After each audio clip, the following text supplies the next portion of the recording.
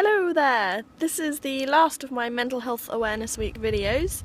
I probably won't be doing much more kind of mental health stuff on this channel because it's a crafting channel mainly, but I hope you've found this week informative and helpful, and as always, if there's any information that you would like to find out about dealing with mental health issues yourself or helping other people too, then do check out the box below, and my email address is there as well if you'd like to contact me privately. I was going to do my final video on job hunting as somebody with depression and anxiety, but I've changed my mind actually, partly because I don't want to cause myself any problems by talking about that stuff online, because I am job hunting at the moment. So instead I'm going to talk about things that I do to help myself, because that might be helpful as well. So the first thing that I really started doing to really help myself a lot was knitting. I have been able to knit since I was very little, but when I was 19 I took it up in a really big way. I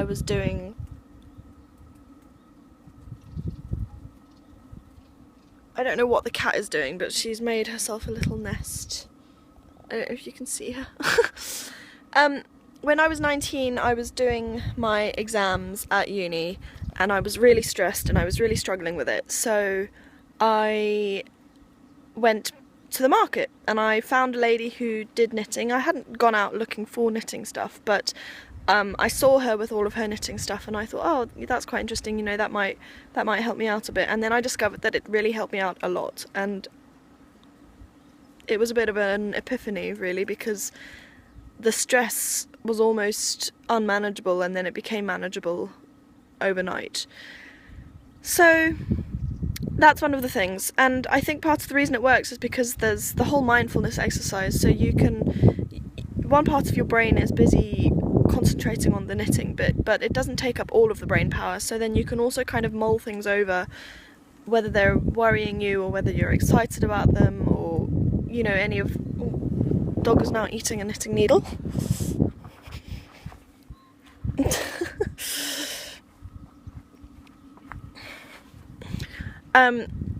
You can mull them over whether they're worrying you or there's something that you're excited about or just something that you need to think about.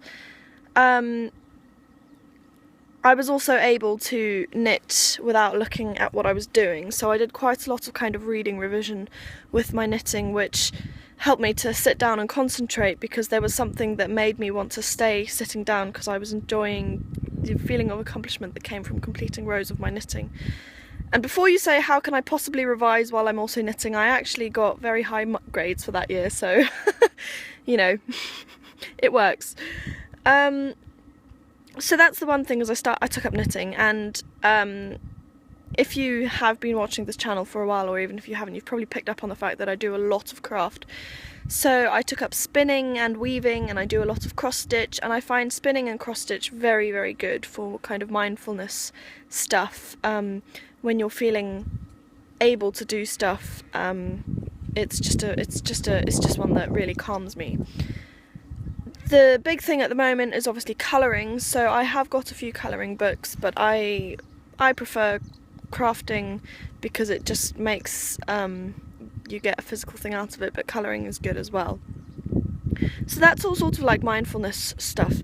And because I've said mindfulness loads of times and I haven't actually said what mindfulness itself is, there's a book that I worked through which I think it's called A Guide to Finding Mindfulness in a Frantic and Busy World, or I'm going to put a link to that in the box below.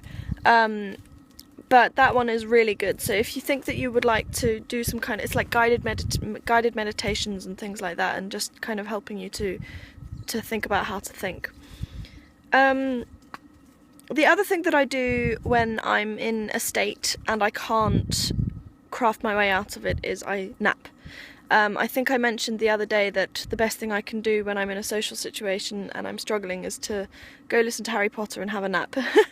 And Harry Potter is one of the things that is really one of my big coping mechanisms, I've got all the audiobooks on my phone, and over the last probably 10 years I have gradually trained myself to just kind of calm down when I'm listening to those particular books, and they can send me to sleep immediately. I've kind of, I don't know, it's like conditioning. It starts playing and then I want to go to sleep. And it's also partly because Stephen Fry has an awesome voice and it's nice and calming. And I can't help but think that Stephen Fry would be quite pleased that he helps me out with my depression, given that he has got fairly severe mental health stuff going on as well. So if I'm feeling completely overwhelmed and I'm not able to work my way through it by thinking about it, then I'll go have a nap, and that tends to reset. I do need a lot of sleep. If I have too little sleep, then I just can't cope with things. So if I don't get enough sleep, then I do tend to take a lot of naps.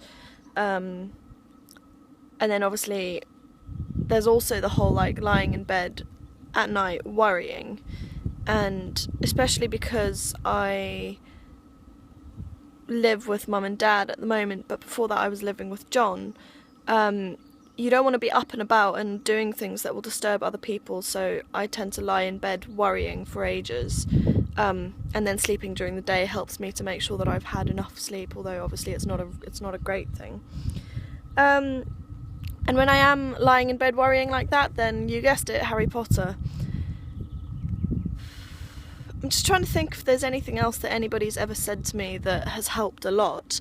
The same therapist that I saw who told me about riding the wave with regards to self-harm, she also gave me another bit of really good advice that was, because I was such a high achiever at school and at university, and then when the depression and anxiety really got to its worst in my 4th year, my productivity and my ability to concentrate for long amounts of time on very complex ideas got reduced a lot. And especially with the anxiety, I've started to find things really, really difficult that I never used to find difficult, like just leaving the house. And for a long time I was scared to leave the house because I was so worried about being in a social situation. And then thinking about how good I used to be at those things, and then realising that I was incapable of doing them at that point, was really making me feel even worse, because I was like, I can do this, why can't I do it? I'm obviously a loser, blah blah blah. And the therapist said to me that you have to learn to not judge yourself on what your expectations are. You need to just sit back and say, it's okay to give myself a break sometimes. And that's not to say that you shouldn't push yourself and try to make yourself do things that are difficult, because it's by doing them that you get better at them. But that definitely helped me to kind of be like, okay, today I found it difficult to concentrate on, I don't know, budgeting or whatever. But it's okay, I'm going to kind of give myself a free pass at that.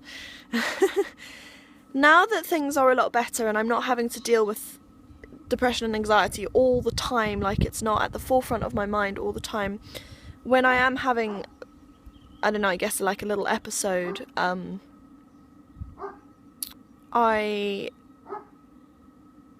it always falls back to the nap, really, but I use a bullet journal. So I will put a link to bullet journaling again in the description box below, and it's just a way of tracking things. It's like a journal, but you can track like to-do lists and events, and it's like a diary as well. And then there's also loads of things, like the official bullet journal video talks through kind of the basics of it in a kind of businessy way. And a lot of people have adapted them to lifestyle things. So like I have a habit tracker where I track things that I know I find difficult, like brushing my teeth and making my bed, and what else have I got on there? Drinking enough water, making sure I get in enough steps every day. And then chores as well, like making sure that the dog is walked and training him, and what else? With all of my kind of crafting stuff, making sure that my Twitter's updated and that I'm doing all the things that I need to do for that, because whatever income I have is coming from that minimal, but that's sort of a job, so I'm using the bullet journal to make sure that that doesn't get on top of me. And when I was having a really tough time in 2014, I found the bullet journaling is what carried me through as well. So I will definitely put a link to that as well. Oh, and then there's also a gratitude tracker in there. Maybe one day I'll do a bullet journaling thing, which is kind of separate to mental health, but just talk about how I use it. But I do a gratitude tracker, which is saying there are 3 good things of every day that happened. And this is something that John and I used to do every night before we went to bed. We would say, what are the 3 good things? And on a really bad day, like if I'd had 5 panic attacks and hadn't managed to feed myself and was worrying about money and it would be things like, oh, I put on some really warm socks today, or I managed to drink a cup of tea when I didn't want to. It's a really stupid example, but really stupid things like that. Whereas now it's things like I went to the beach today, and much bigger achievements that I'm really happy with. So that is it, really. I guess this wraps up this little series. I really, really hope that you found it useful and informative. It has been one of the hardest things that I've ever set my mind to do this, because I've talked about a lot of stuff that I'm still deeply uncomfortable with, and I know that people that know me are going to be deeply uncomfortable with me revealing some of the stuff that I've revealed. But it's just so important to be open about it, because it's an invisible illness, and there's a lot of stuff that gets bandied around. Oh, it's just attention seeking, it's just somebody being too sensitive, it's just, I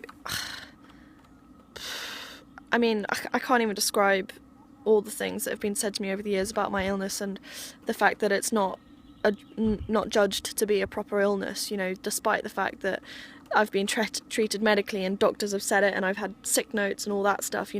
Some people have still insisted that I'm not ill.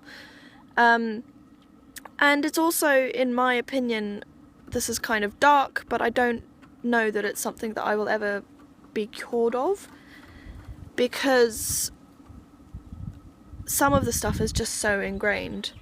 Although I'm not self-harming anymore, there is still temptation to do it. And, I know people who are ex-smokers who say that they don't want to even pick up a cigarette because they think they'll just take it straight up again. And it's, that's something that I fight all the time, really, and I hope that one day I won't have to do that, but maybe that's just part of me,